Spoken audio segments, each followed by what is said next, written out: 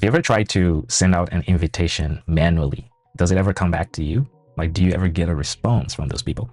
What if you could build your own RSVP system where you can manage your own event directly and everything is done online? And basically, you don't need to worry that much about whether people are going to respond to you or not, or whether your guests are showing up or not. You can have absolute certainty that they are coming.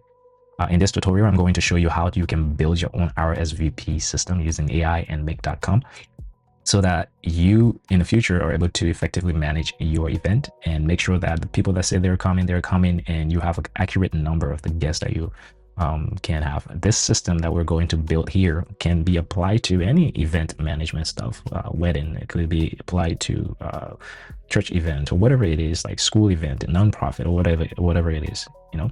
I will show you how you can build this for yourself and be able to send it to your guests, or maybe you just want to impress your friend and this is a project that you can add to your portfolio as someone that knows how to build stuff with AI. So let's get to building. Before we go ahead and do that, let's pray. Father, we thank you for this time. Thank you for your grace and your mercy. I pray for wisdom, knowledge, and understanding. Thank you, Father, for a sound mind. I give you all the glory. In the name of Yeshua, I pray. Amen. So we will get right to building this. Before we go ahead, if you haven't subscribed yet, go ahead and hit the subscription button, like the video, share it with someone, and let's get to building right away. All right, for this tutorial, we are going to be using two major tools. Number one is Firebase, and we're going to be using make.com. And one of the prerequisites that you need for this course is going to be a Google account, because you will need it to create your database with Google Sheets. All right, so building with AI is very simple. Most people make it complicated. However, in order for it to be simple, you need to have some background understanding of basic programming, okay? How the web works, HTML, CSS, JavaScript. In order for you to be effective in building with AI, you need to at least have an understanding of basic programming and infrastructure and how to take a project from idea to completion. So what we would do here, don't worry. I am not about to teach you how to code. We are no longer in a phase where we are building with just writing code from scratch. I mean, this is no longer the ice age of programming. Okay, we're going to be using AI to build this from scratch. So let's build here. The first tool we will need is Firebase Studio. We will need Firebase, and Firebase is pretty much my favorite tool for building any application. I understand there are lots of other options out there, but Firebase is my best. And stay tuned, because very soon you will have access to an entire community where you will learn how to build full stack applications from scratch. I'm telling you, industry standard projects that you can showcase to any employer that you are capable of building any project using AI, large scale projects. So stay tuned for that. And you will have access to all of the prompts that I'm going to use in this video in order to build this project. So what we want to do here is, once we're in Firebase, you will go ahead and copy the prompt, which you have access to in the Notion document. Now, there are a few modifications I want to add to this prompt, and it is for a reason, okay? When you're building with AI and you ask ChatGPT or whatever it is to give you a prompt, you might not get the result that you want. So you have to look at your prompt and see what is missing. Now, if you can see here, what we're building is the page. It gives us everything that we need here from the beginning, the time, the map and everything. And then the RSVP form is where I want to make a few changes. We want to get in the guest name as an input. We also want to have the guest email. They want that as an input. And then attending, joyfully respected. So the +1, if they're bringing a guest, their dietary restrictions and the submit logic, validate that the name is entered, and then post JSON data to the link here. So our webhook, that's where. So on success, hide the form and show a thank you card. On reject, that is if the guest is not coming, show another message. Okay, so we have that in here and everything, and then we will go ahead and hit prototype our app. Okay, so we will wait here for it to give us a prototype of what it's going to build. This can take a little bit, from 1 to 3 minutes. So it's going to show us like the app blueprint and everything here. We can go ahead and review it. If you want to make any other changes, you can go ahead and make changes to like the color and everything that you want. I would say prototype this app because this is just a simple application. Now this is going to take a little bit of time. So while this is running, we want to go ahead and start building our automation. To build this automation, we need access to make.com. Once you're in your make dashboard, you want to go ahead and hit create a scenario. And the first thing we need for this scenario is webhooks. We need webhooks. Webhooks are used to receive data from an external source and also respond to the external source. Okay, so for this one, we need a custom webhook. We're creating a custom webhook, and we will hit add a webhook here, and I'm going to call this wedding event. Wedding event. We don't need any API keys for this. We will hit save. I'm going to go ahead and copy. We will copy that later, but I'm going to go ahead and save this. And the next module that we will need here is going to be an OpenAI module. So OpenAI module, what do we want to happen here?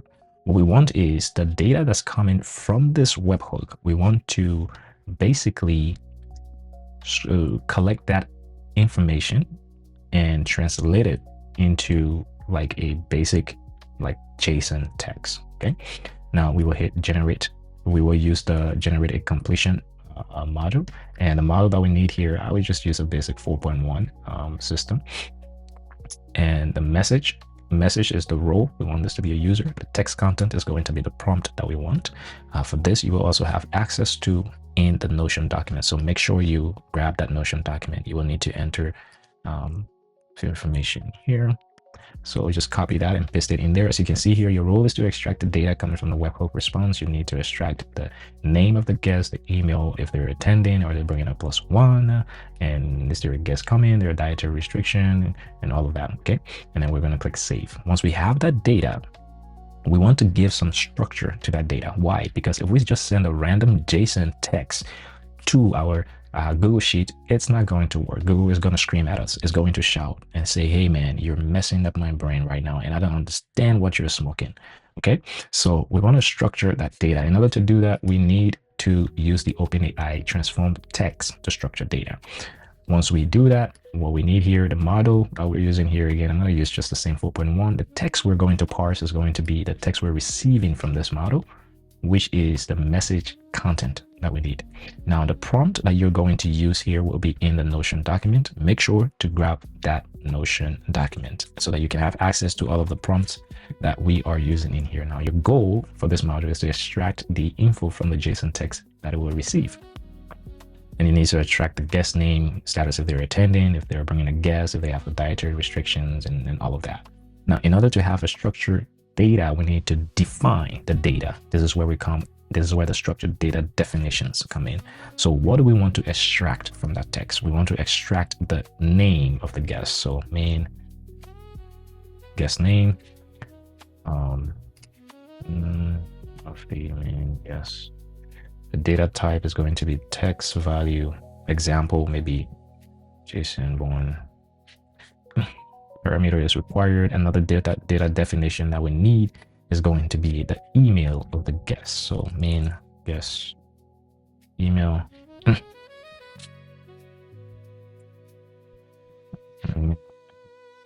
Data type is text. Parameter example would be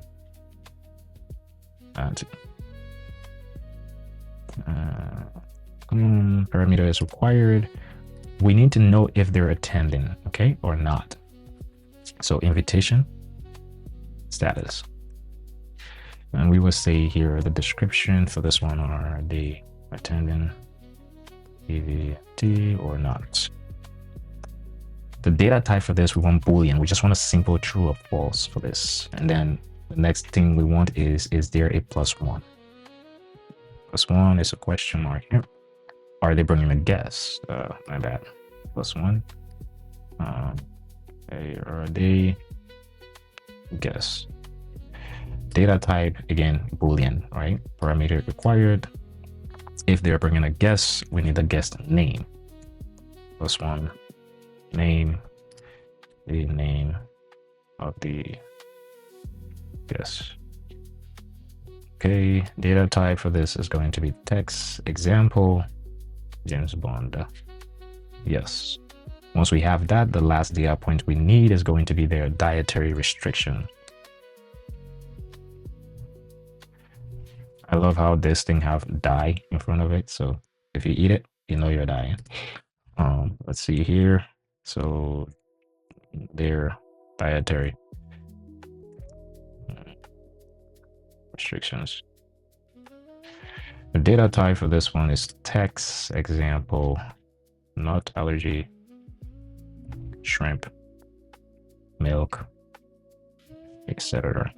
Yes, we need that. All right, so now we have a structured data that we can pass to our Google Sheet. So we need a Google Sheet for this one, and we need to add a role. Prior to creating this, adding this Google Sheet model, you want to make sure you've already created your Google Sheet. So I already created one, so I don't need to go ahead and create it again.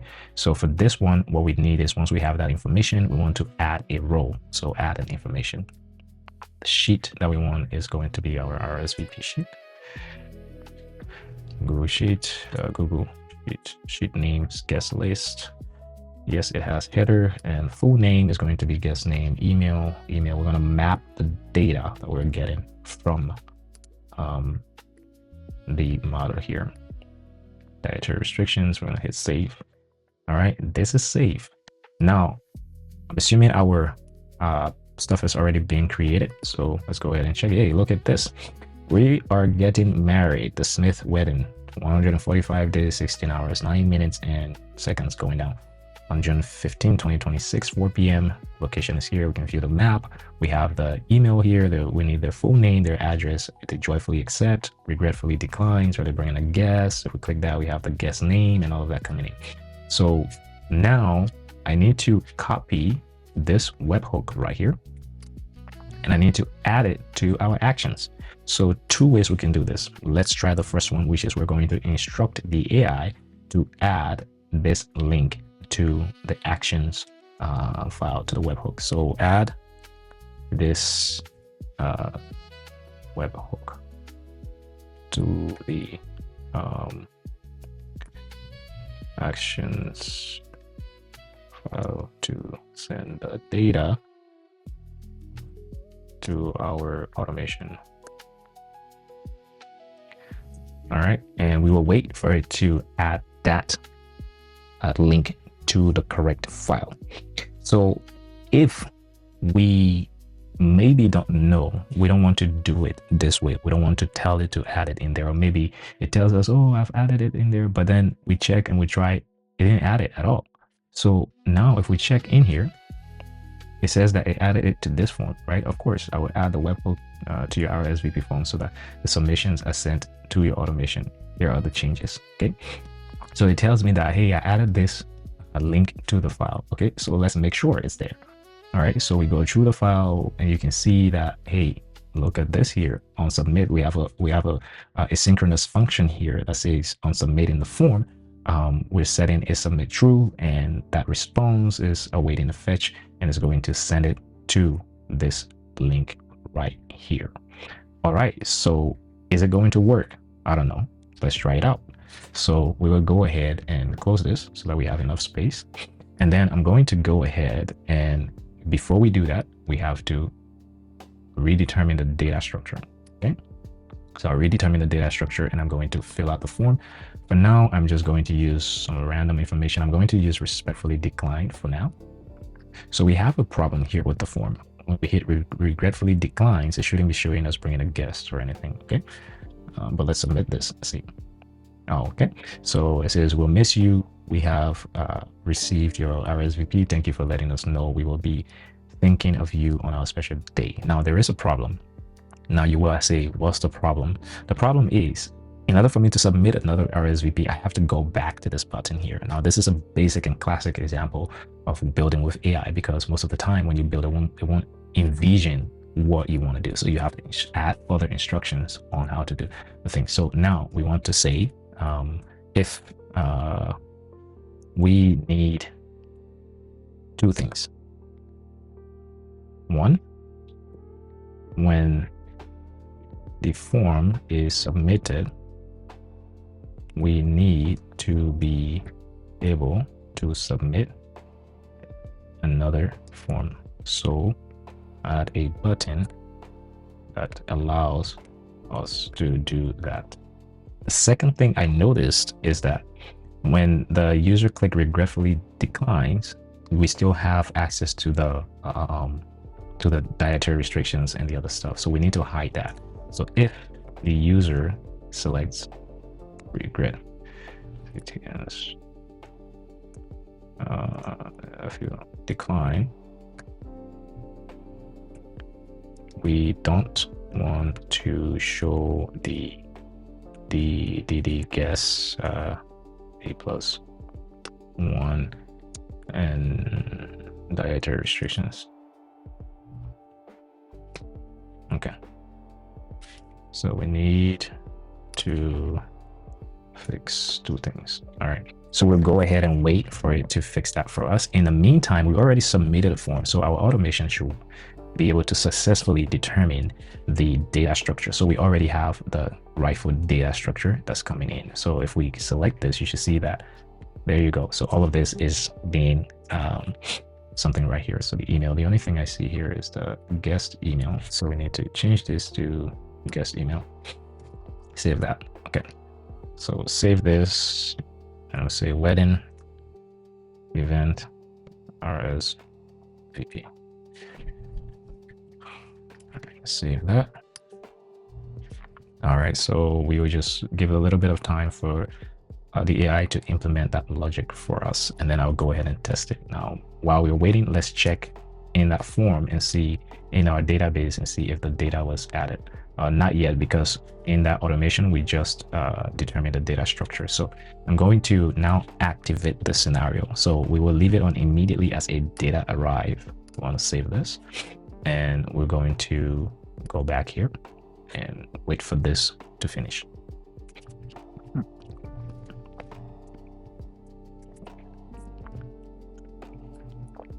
All right, so as you can see here, we have a much shorter form.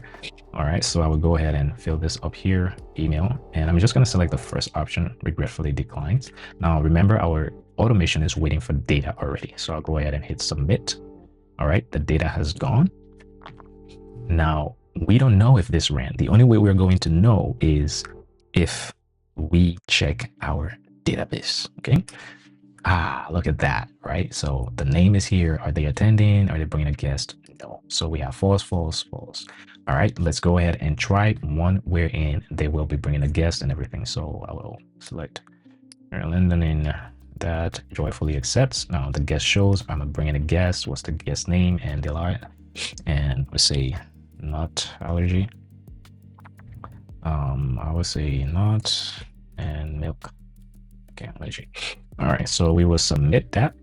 Thank you. We received your sale. We can't wait to celebrate with you. You'll receive your confirmation email shortly. So let's go back here. Did our automation run? Well, we don't know. We got to check the sheet. Boom. Look at that. Everything here. The guest is coming and the milk. And you can go ahead and track your guest and make sure everything is in order, and you don't no longer have to worry whether this, you're going to have guests or not. Now, I have a task for you. In the automation here, we can see that we stop here to just log in the data. Now, what if you can send a notification to you and also send an email to the guests? So if the guests if the guest is attending, they will enter the email and everything, and then you go ahead and send them the thank you email and basically add them to an event calendar. If they reject, you're going to send them another email telling them how you missed them and all of that stuff. And then you will receive a notification every time someone fills out the form. Go ahead and figure out how to do that. Let me give you a tip. You can use Slack for notification. You can add your Google Calendar event, and you can add the email event. Go ahead and figure out how to do that, and hit the subscription button, hit the like button. If you find this project that was good, go ahead and share it with someone that might learn how to do this, build the project, and maybe also you just want to show it to your future employers that you are able to build applications using AI and automation. This is how you do it. Signing out. Have a great day.